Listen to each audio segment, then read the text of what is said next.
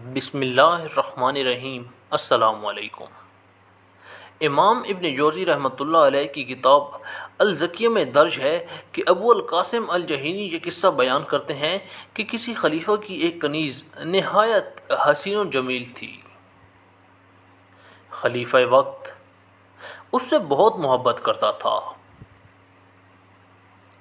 ایک مرتبہ خلیفہ کی محبوب کنیزہ نے انگڑائی لی اور اس نے اپنے ہاتھوں کو نیچے لانا چاہا تو باوجود کوشش کے ایسا نہ کر سکی اور اس کے بازو اسی طرح کھلے ہی رہ گئے۔ وہ اپنے بازو میں سخت درد کی وجہ سے چلانے لگی۔ محل میں موجود تمام کنیزیں اس کے ارد گرد جمع ہو گئیں اور اس کو تکلیف میں مبتلا دیکھ کر خلیفہ کو بھی اطلاع دے دی گئی۔ خلیفہ نے آ کر اپنے محبوب کنیز کا مشاہدہ کیا تو اسے بہت دکھ ہوا۔ وہ اس سے بے پناہ محبت کرتا تھا، اس لیے فوراً یہ حکم دیا کہ تمام طبیبوں کو ابھی محل میں حاضر کیا جائے اور جلد از جلد کنیز کی صحت یابی کے لیے تمام کوششیں کی جائیں۔ تمام طبیبوں نے اپنی مہارت اور تجربے پر ناز کرتے ہوئے اپنی اپنی دواؤں کا استعمال کرایا، مگر کچھ فائدہ نہ ہوا اور اس لڑکی کو اس صورت میں کئی دن گزر گئے۔ خلیفہ وقت بھی بہت زیادہ پریشان تھا۔ ایک روز اس نے اپنے شاہی طبیب کو اپنے پاس بلایا اور مشورہ کیا۔ وہ عرض کرنے لگا، امیر المومنین، دوا نہیں بجائے اس کے کہ اس کے پاس کوئی اجنبی شخص پہنچے اور اس کی مالش کرے۔ خلیفہ اس کی بات سن کر غصے میں آ گیا اور کہنے لگا، تم نے یہ سوچا بھی کیسے کہ میری محبوبہ کنیز کو کوئی غیر مرد ہاتھ لگا سکے؟ اگر مالش ہی کروانی ہے تو کسی دوسری کنیز سے کروا لی جائے۔ اگر کوئی غیر مرد میری محبوبہ کے ننگے بدن کی مالش کرتا ہے تو میری کیا عزت رہے گی؟ میں کیسے برداشت کر سکوں گا؟ طبیب نے عرض کی، یہ کسی کنیز کے بس کا کام نہیں ہے، اس لیے کوئی خاص تجربہ کار آدمی چاہیے اور میں ایسے شخص کو جانتا ہوں جو اس کام میں کافی مہارت رکھتا ہے۔ آخرکار کچھ سوچ بچار کے بعد خلیفہ اپنی کنیز کی صحت کی خاطر اس بات پر راضی ہو گیا اور کہا، یہ بات ہم تینوں کے درمیان رہے گی۔ خلیفہ وقت نے اپنی کنیزوں سے کہہ کر اس محبوبہ کنیز کے کپڑے اتروا کر اس کمرے میں کھڑا کروا دیا۔ باہر موجود اس طبیب نے اس شخص کو بلایا جس نے اپنے چہرے کو کپڑے سے ڈھانپ رکھا تھا۔ اس شخص نے اپنی آستین میں سے تیل کی شیشی نکالی اور خلیفہ سے کہا کہ مجھے اندر کنیز کے پاس جانے کی اجازت دے دیجیے۔ خلیفہ نے اجازت دے دی۔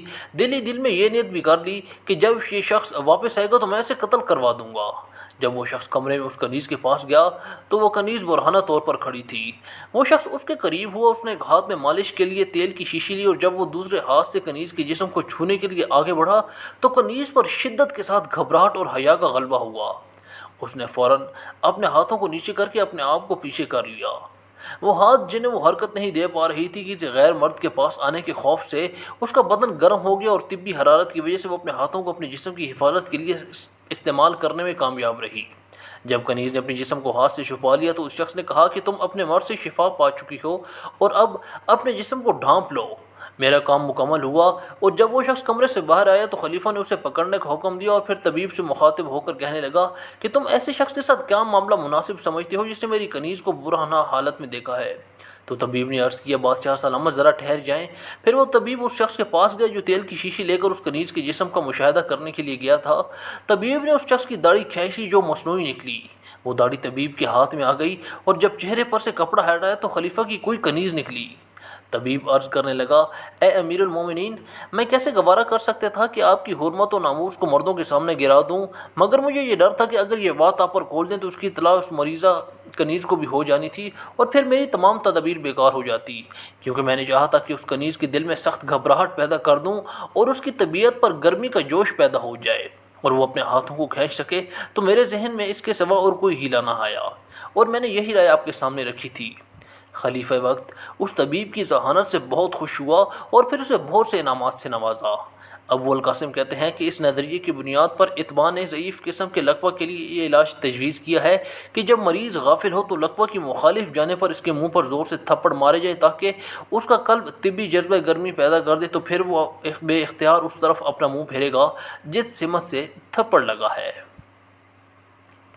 روزانہ اسلامی واقعات سننے کے لیے ہمارا چینل سبسکرائب کریں اور بیل کا بٹن ضرور دبائیں۔